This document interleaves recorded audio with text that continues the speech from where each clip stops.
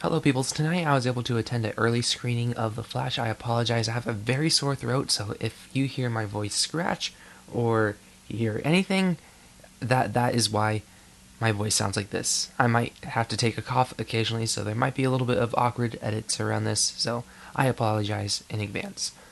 The Flash is directed by Andy Mushinelli. He directed the It films, and I really, really love the first It movie. I don't love the second one, but I think it's passable. I didn't really know what to expect going into this movie because there is early screenings calling this thing the best movie ever created, and then there's reviews that just kind of seem all over the place. I was very fortunate to go to an early screening and check it out for myself, and it was fine. I didn't think it was the best thing I've ever seen in my life, and nor the worst thing. I'm a little disappointed, in all honesty, and I feel like it's a little bad that I'm disappointed, considering how my expectations really weren't the highest. It's a fun movie, it's perfectly fine, it passes the time, and it's just a semi-generic comic book movie to me. I really don't understand what's the hype behind this movie. I mean, I think it's just a lot of marketing, but like for Tom Cruise to call Andy Muschietti and talk to him for 15 minutes about how good he thought this movie was, telling him this is the movie that we need right now, I really don't get it. I really, really don't. What I did like about the movie is it has a lot of heart, it has a lot of humor, and it blended the two of them perfectly fine. I think there is maybe a touch too much humor here and there. There are many moments where I just thought that joke wasn't needed. But overall, in the broad scope of it all, I think overall the heart was there, the humor was there, and it's something that you see in The Flash. Of course, Ezra Miller has been a huge talking point when it comes to this movie. I'm not going to get into the controversy of who did this and did that and legalities. I'm just going to talk about strictly about the performance in the movie, and Ezra Miller, they did a great job. They really brought all that they could for the emotional scenes and made the comedic bits work too, but the big emotional moments were really, really well done. And so kudos to Ezra because they did a great job with all the emotional scenes. And I don't want to get into any controversy. I have my own personal opinions, but we won't get into that, obviously. Another big talking point is Michael Keaton. I was very curious to see how they would handle him. Would it be a glorified cameo, or would he actually have a little bit of a role in this movie? And I will say it's an odd mix of both. I will say, when Michael Keaton showed up initially in the movie, when his role started to happen, and I was really, really, really, really enjoying his performance. I thought it was creative. I thought it was fun, and I really liked when he was Bruce Wayne. And then whenever he got under the mask, there was a disconnect for me. I did not feel like it was the same person. And I understand, yes, that's part of who Batman is, that he's not the same person as he is under the mask.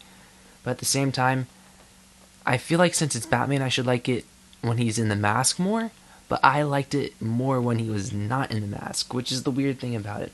And the further we get into the movie, the less I cared about his character. And that goes for actually quite a few characters in this movie.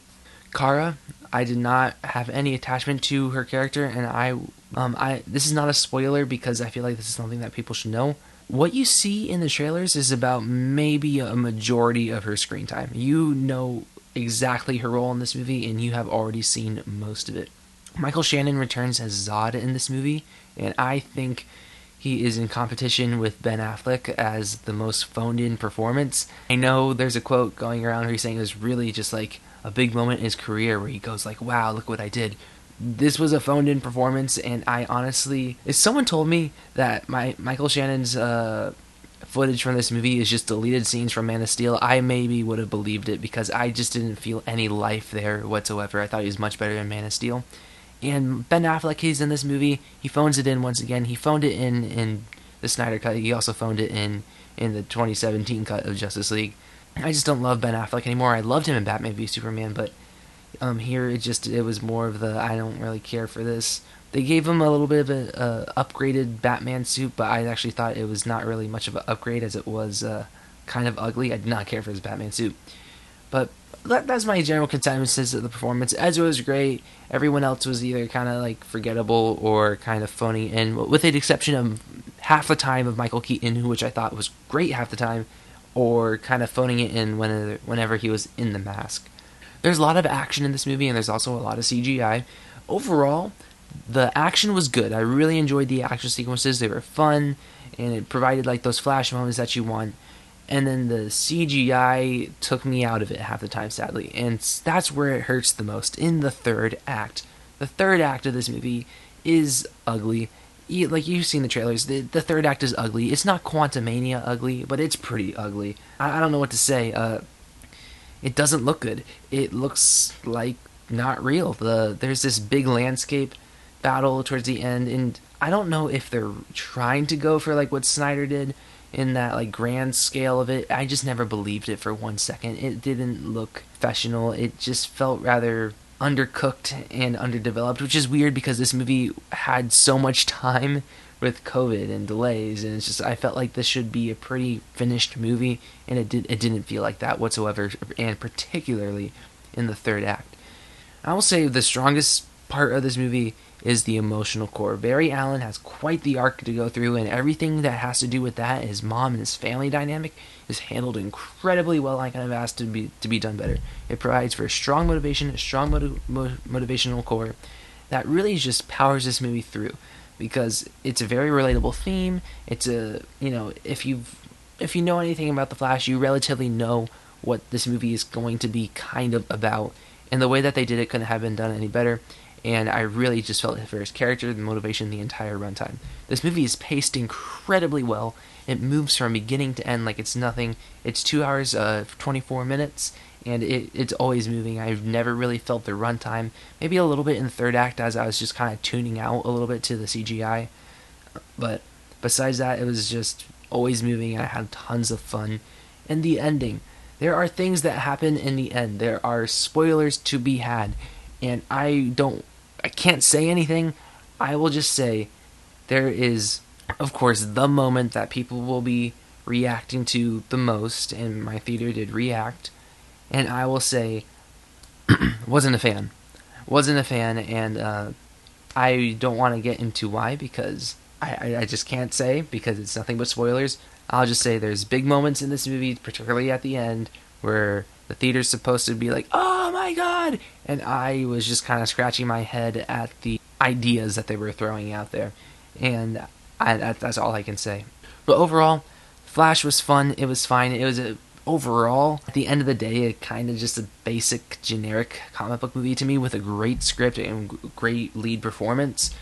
But beyond that, when it comes to filmmaking, like I said, I respect Andy Mushinelli, and I think there are many well-directed sequences here, but there was a lot of sequences due to the lack of unfinished CGI. I was never fully able to embrace a style, because with that lack of CGI, and this is a CGI-heavy movie, this is The Flash. If you know anything about The Flash, you know it's going to be CGI-heavy, particularly with the Flashpoint storyline. So I have a really hard time latching on to anything, particularly if the CGI is going to look like this. And it's really just mostly in that third act. But I watched Man of Steel last night, by the way, and maybe that was a bad idea, because I do think Man of Steel was better than this. But they both share a familiar flaw. Have a fairly strong first 2 acts with a third act that goes on a little bit too long and kind of loses me, and overall kind of affects my score for the film. But I will say, when I enjoyed Man of Steel, I enjoyed Man of Steel more. Like, overall, I do enjoy Man of Steel. I would say much more than this movie. And sadly, I didn't love this movie. I thought it was okay.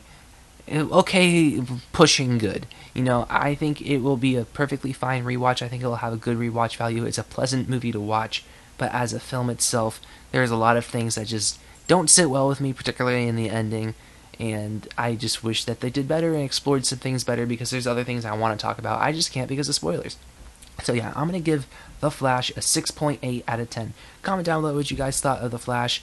Did you guys love it? Did you hate it? Do you think it's the best thing you've ever seen in comic book history, like some people are suggesting, or do you think it was good? I'm curious, because this is definitely, I feel like, a movie everyone has a kind of different opinion on right now. So yeah, anyways, like, share, subscribe, and stuff like that, and adios.